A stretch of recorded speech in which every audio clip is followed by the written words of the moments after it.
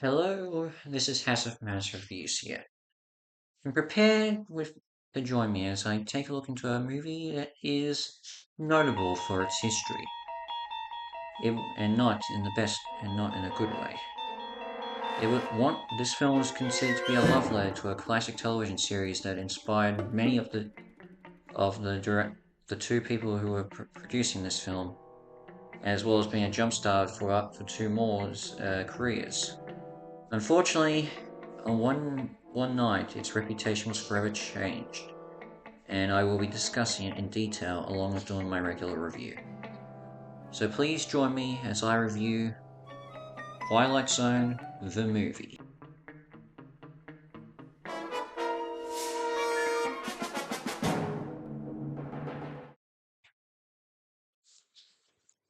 Yes, yes, we are talking about this movie, and as I said, this movie has a very interesting bit of history behind it, and I will discuss it. But as a disclaimer, as shown at the beginning of this, I'd recommend if you do not watch it, if you're at least a bit too squirmish about this, well, tragedies like this. Well, that's all I gotta say. But in terms of the movie itself, now I should mention I have not actually seen any of the classic episodes of The Twilight Zone. It's a show that I do want to watch at some point, and because, but I haven't been able to at the moment. That said, I am well aware of the praise that this show has received. I mean, in a time when television was very didn't really take any risks when it came to content and showing lessons and all that, serious things and all that. Rod Serling decided to break the mold and create a show that would delve into topics that he felt were extremely lacking on television. You know, when you look at deaths, wars, crime, and you know, serious illnesses and everything like that. Any sort of horror he could come up with, and but still at least keep it in the same reality. And the show was a huge success. It ended up becoming such a groundbreaker for television. And not only did Serling benefit from it, but it also launched the careers of many others who ended up appearing on the show. I mean, I remember one of them was Captain Kirk himself, William Shatner. Yeah, his career began off with the Twilight Zone with a couple episodes here and there. But yeah, and even after the show wrapped up, Serling continued to work in television all throughout his life until his death in the 1970s. And also, it was through his various television works that he helped launch other well-known film directors and began off their careers. One of them, of course, being Steven Spielberg. And as a fan of both Serling's work and The Twilight Zone, by the moment he got up to the 1980s and he was on top of the world of all his various successes, Hollywood studios were willing to many Hollywood production companies wanted him to direct whatever he wanted if for the chance of working with him. And he jumped at maybe doing an film adaptation of The Twilight Zone, which had been attempted to at various times, not just by Serling but other people, but never got off the ground. And he decided to do an anthology film along with his close friend at the time and fellow fan of the Twilight Zone, John Landis, who himself was a rising filmmaker as well, with successes like Animal House and The Blues Brothers. They would direct a segment each, though Landis would also direct the opening prologue to the film. The other two, they gave it to up and coming. The other two segments were going to be directed by up and coming filmmakers who hadn't necessarily got their start or were not well known in the international landscape. Those being Joe Dante, who would later go on to make Gremlins, and George Miller, who just finished the success, making the first two Mad Max movies. So yeah, this was meant to be a celebration of the show, and they ended up getting a pretty good cast, and as well along with other and brought on a few people who worked on the Twilight Zone, both as actors, music, and a few other things here and there. And you look at the cast, I mean, it's a pretty good cast. But we will discuss. But of course, there is some things that. But of course, some things happened, and I'll discuss it shortly. For the meantime, what do I think of the film in general? Well, as an anthology film, you always have to judge it by the segments. And it's fair to say, not every segment fully works. Some are better than others. So, it's best I go and talk about each segment in general. Although I am going to do it not exactly in order of the film. I want to save the one that's most well known at the very end, because I think it's important I talk about that last. But why don't we get started? Let's start first with the prologue, which was directed by John Landis and stars Dan Aykroyd and Albert Brooks riding along in the car talking about talking about film, TV shows, and trying to having them each other guess different theme songs for those shows until they eventually get up to the Twilight Zone and they talk about their favorite episodes. It obviously ends with Dan Aykroyd asking Albert Brooks if he wants to see something really scary, and at the very end he jump scares him by turning himself into a werewolf or something like that. And then we get the classic theme to start the movie. This is actually a really decent prologue. I've really enjoyed it. In fact, this actually came out considering this came out before Pulp Fiction, where you see these where this sort of commentary on talking about references and all that wasn't necessarily done before. It's pretty interesting, and it's fair to say that Aykroyd and Brooks have a pretty good chemistry together. They work pretty well off each other, and it's actually really funny. And yeah, I really do enjoy it. Yeah. And I also plus also the fact is when the narrator even since Serling had already passed away, they brought in Burgess Meredith to do the narration, who not only did a few episodes of the Twilight Zone, but you mostly wouldn't know him from his roles as the Penguin in the 1960s Batman show and Mickey in the Rocky movies. So, pretty good choice, and I like Burgess Meredith. Now, the next segment I'm going to talk about is the third segment, which is Joe Dante's segment. And this is based on, it should be known that Spielberg, Miller's, and Dante's segments were all based off episodes of The Twilight Zone, while Landis sort of did his own thing. And Dante's segment is about a kid who has supernatural powers and tries to enslave, and using his powers enslaves people through their fear of it to create sort of an artificial family, and is determined to add a new a teacher that's just come to town as his newest member. This is an interesting segment, and honestly, you can definitely see the makings of Dante's style, including what he would eventually come up with Gremlins. It's really fascinating. Now, I haven't seen the original episode. I don't know much about it, but I do know that that this episode also inspired other shows to do references to it, including The Simpsons for their second Treehouse of Horrors episode in season 3. And yeah, it's actually kind of really funny.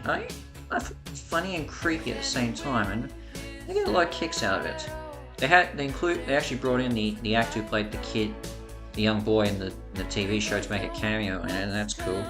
Plus, as an added bonus, they even got a Nancy Cartwright, aka Bart Simpson herself, to be, I think, the sister in it. And this is before The Simpsons came out, so this is pre-Simpsons, and she does a pretty good job. And you can sort of see a bit of Bart Simpson and maybe a bit of Nelson Muntz in a bit of her performance here and there, so it's actually kind of nice. It's a really good segment, and I love it. Now, the fourth segment, which is directed by George Miller, is a remake of the episode Nightmare at 20,000 Feet. Now, this is one I am familiar with, because this is the one I think that William Shatner appeared in the TV show. Now, but this case, it's John Lithgow playing a terrified author who is afraid of planes, and already on the brink of insanity, spots a mysterious creature out on the wing trying to destroying the engine, and in a state of panic, he disrupts everyone on. He causes problems to everyone else on board the plane, who don't see the monster out there, even though, and they think he's delusional, and he's struggling to figure out what is reality and what isn't. This is one of my favorite segments. I mean, honestly, I think as I said, I haven't seen the original episode, but I have seen snippets of it, and especially with how the monster looks. And boy, does it look a lot better here. I mean, even the lighting too helps out. I mean, obviously the show was done in black and white, so it was a little bit different to compare. But the puppetry of this monster looks unbelievable, and you can definitely tell how it makes it look more terrifying, and the atmosphere and lighting, it just makes it feel so much better. It's fantastic, and I think George Miller really sold at the environment of this, and just you feel you feel exactly like this man. He is terror out there, even though no one else can see it who's on the plane. And even the twist of that was actually going on, and the horrified reaction of the passengers and the cop and the crew when they see the damage to the engine is just insane at the end. Also, gotta give credit, John Lithgow's a pretty good, was great in this. I mean, I have seen a bit of Shatner's performance for this, but obviously not the full thing. But I get more I get more from Lithgow. He does an incredible job as this guy, and I feel so sorry for him. And when he but also kind of laugh when he finally snaps and resolves to break the window just so he could try and kill that monster. It is really good. Yeah. I get also the feeling that maybe they did this just to maybe prove that after the success of Airplane, they can still do something like this, but in a serious manner, not just resort to comedy and all that. Yeah. From the fact that a little bit of stinger at the end, that as Lithgow gets taken to the mental institution, his ambulance driver is Aykroyd is actually kind of funny. Yeah, I love that. Yeah. So those are the third and fourth segments, and those two are clearly the best. They are handled really well, and everyone loves them. I love them. They're great. But let's get on to the other two. Starting off, we should talk about Spielberg's segment, which is Kick the Can. A segment where an elderly man travels to an old folks' home and convinces the residents to come to join him out in the middle of the night and play a game of Kick the Can, and claiming it will make them feel young again. And sure enough, as they play the game, the elderly turn into kids. And at the very end of this game, they must decide to return to their elderly bodies, but have their youthful essence transferred, or just remain as kids and give up all their life, basically become kids who never grew up, something like that. Basically, a bit like Peter Pan. Now, I should mention, it's not like this segment. This segment gets a lot of flack, and it's fair to say you can see why. I mean, I'm not gonna lie. It does feel a little bit inconsistent when you go from all the other segments that revolve around fear and creepiness to a bit more lightheaded. But there were episodes of the Twilight Zone that did do this, where it was more lighthearted and everything. And it's not like to say it's not bad. I mean, the music is great in this. I mean, I should mention the music by Jerry Goldsmith in this is great all around. And Scatman Crothers does a good job as the Traveller. But yeah, you do feel a little bit bored watching this, and I would argue if you ever do repeat views of the Twilight Zone, you should really probably skip this one, and probably more likely skip the first segment as well. But for different reasons than this. But Spielberg wasn't originally supposed to direct Kick the Can. He was supposed to do something else, but things changed. Oh, they changed. Okay.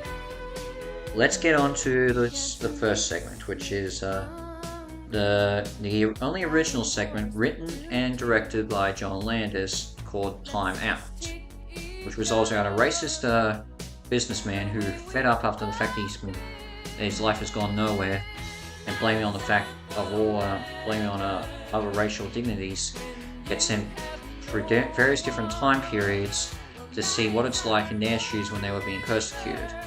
First, he's sent back to Nazi Germany, where he's mistaken for a Jew. He's then sent to the Ku Klux Klan era, where he's confused for a black man. And then he ends up in the Vietnam War, uh, believed to be an Asian soldier. And eventually ends with him getting captured, going back to Nazi Germany and getting captured and getting taken away as his friends from the bar that he was in the beginning try and find him, but obviously they don't, and he's left to ruin his fate, leading to his eventual death. On screen, that is. Now this, it's not like this isn't a original idea technically, because there were various episodes of the Twilight Zone that revolved around bad guys getting a taste of their own medicine by entering a reality where they believe to be the personal race that they flat out hate. So it's not, and time travel and all that, it does play a factor in this, and along with episodes where even the bad guys actually get what's coming to them and don't get a happy ending. So it's not like this isn't actually original, but the idea behind it, the whole story itself, is an original concept, but it does sort of fit in line with what Rod Serling had created with the show. But, I do see why this segment is still finally on. And, the performances, again, are good. They're good. All the, every actor in this film that you see is good. They all do a good job, including the lead here, Vic Morrow. But now it's time we talk about the tragedy. And be forewarned, I am going to go into talk about this in depth with this tragedy. So if you don't want to watch it, I'd suggest you stop right here. But let's get on with it. So it should be worth mentioning that when Landis originally wrote the segment, he had the idea that the ending that you see in the end of this was the original idea. That the guy that the businessman gets captured by the Nazis and is taken away to his death off screen. However, Warner Bros. Executives were a little bit hesitant over that ending. They demanded that Landis at least rewrite the story and have it where he does show growth and exhibits some sort of change and development. And what he came up with was during the Vietnam War segment, which he already written to be a huge battle, and having him escape from all the gunfights and helicopter and everything else going, bombs and choppers going around, would save two young Vietnamese children who were about to be killed by a helicopter, and he carries them through the water to their safety. And it settled the producers and the executives pretty well, and they agreed on it. Now, and given Landis's background of always going big with action scenes and of how much he would do, which you have seen, which he had done in other films. I mean, you look at the Blues Brothers. I mean, look at all those car crashes; they were all real, and you can see how he would want to outdo himself. But in a way, he outdid himself too much. When it was finally time to film the scene, after doing a few test runs with Vic Morrow carrying the two young children that he got for the film, and equally under very we'll get to that part. It was time to do the real thing, but unfortunately, disaster was struck. One of the explosions ended up causing the helicopter used for it to ruin the engine or the propeller, whatever it was. And the helicopter ended up collapse, motor gave in, and the helicopter fell fell out of the sky, landing on top of Vic Morrow and the two children, killing them instantly. In fact, and two of them, I believe it was Morrow and the young girl, were beheaded on impact. The pilot of the helicopter survived, but was left with various severe injuries. And in that moment, it would be it was a huge a tragedy had just befallen Hollywood that has never been seen since. In that, the parents of the kids were left wailing in absolute agony and despair of watching their children die on sight. Landis and his crew were then immediately charged by police and had to go to court on charges of manslaughter. And as news reached Warner Brothers and the teams of Landis and the other filmmakers the other filmmakers of this film, it obviously led to major fear of what might happen. But the one person affected them that also was left emotionally distraught by this as well was Steven Spielberg. He was completely horrified over what happened to the kids, and fearing, and especially with what Landis did, how he made that with what Landis was doing, made it even more of a challenge to even for Steven to continue working on this. He wanted to back out, but the Warner Brothers executives demanded he still do his segment. In the end, he did, but his heart was no longer in the film. He decided to kick the can, which was probably the safest bet he could do, because he felt that being attached to a film that killed two children would affect his reputation as a very tame director who would never endanger children in his life. While Dante and Miller also had to face were also afraid of what might happen with their segments. However, with Spielberg continuing on, they were allowed to continue working on what they were doing, and eventually they completed their segments without pretty much any interference from the Warner Bros. Executives. While as for Landis, he and his crew eventually got off of all charges of manslaughter, and though it obviously cost him his relationship with Spielberg, who both of them have never spoken since in regards to the tragedy.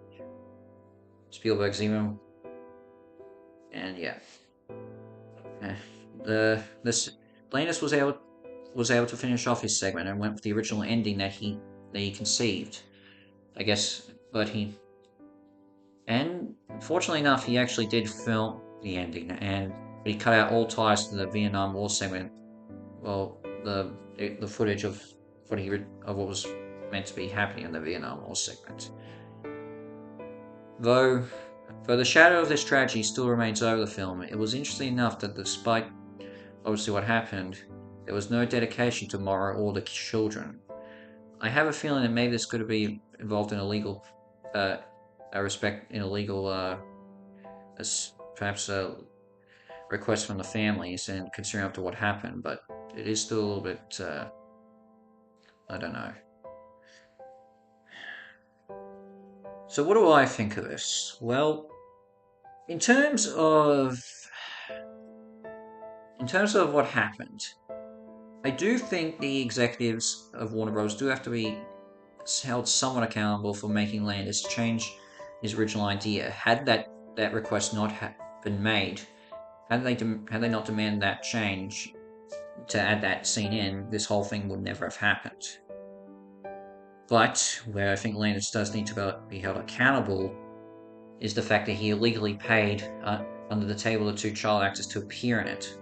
These two actors were, as I said, were Vietnamese, so he was able to escape child safety laws in America because of this. He paid them under the table illegally with money that wasn't up to a standard, as well as. And the fact is, he filmed the scene at night, which was prohibited as well for child actors to do so, especially in a scene of high intensity. But as I said, he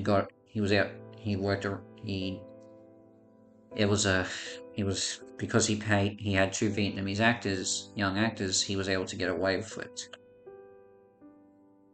And as someone who cannot stand in, as someone who has who myself is against endangerment of children in safe in uh, in very unsafe no, circumstances, I cannot excuse that. This scene, because knowing what happened, even though they did not show this scene, leaves an indelible mark on this film that can sometimes leave it more disturbing when you hear what actually happened. Especially and it's not, even though they don't show the scene, they do have a transition where Morrow gets hit from the back by the explosion and ends up back in Nazi Germany. So yeah, it also sort of creeps me out a little bit when you think about it. It's in my view, this is the biggest tragedy that's ever happened in a Hollywood production. While the events of while what happened to both Brandon Lee in The Crow and Helena Hutchinson Rust are also equally tragic, nothing continues to disturb me a little bit when hearing about this. And I think that's the way for a lot of people. It's a hard thing to manage. And in my view, if you are disturbed by what happened and you feel a little bit uneasy watching it, it's recommended by me that you just watch the prologue, episode 3 and episode 4, because those parts won't leave you with any, won't leave you either a little bit bored, like in segment 2, or leave you disturbed like segment 1. It's up to you to decide whether you want to do it. And in my view, it's because of this inconsistencies with the segments is why I have to still give the Twilight Zone movie is an interesting film to me. I have to give it, in my view, a 6 out of 10. But be forewarned, it's also an interesting. It's a film I can't really say whether I think it's. I can't say if despite this, me liking the prologue and the third and fourth segments, the tragedy that happened in this film keeps me from I can fully say I liked it. It's a hard thing to talk about, and to me, I'm grateful that nothing like this has ever happened again. Whether it's up, but in my view, I think it's up to you if you want to watch it. I don't think, I think you can at least watch half the film and not feel disturbed by it. But in the end, it's up to you. I can't decide for you if you want to give it a watch. But I will say it is something to look into. And I think in my view, it's best that I finish this that I basically agree with say exactly what Steven Spielberg said following the tragedy. No film is ever worth dying for. I will see. So in the meantime, House of Masterpieces is out, and I shall see you for my next review. Have a good time, and ciao.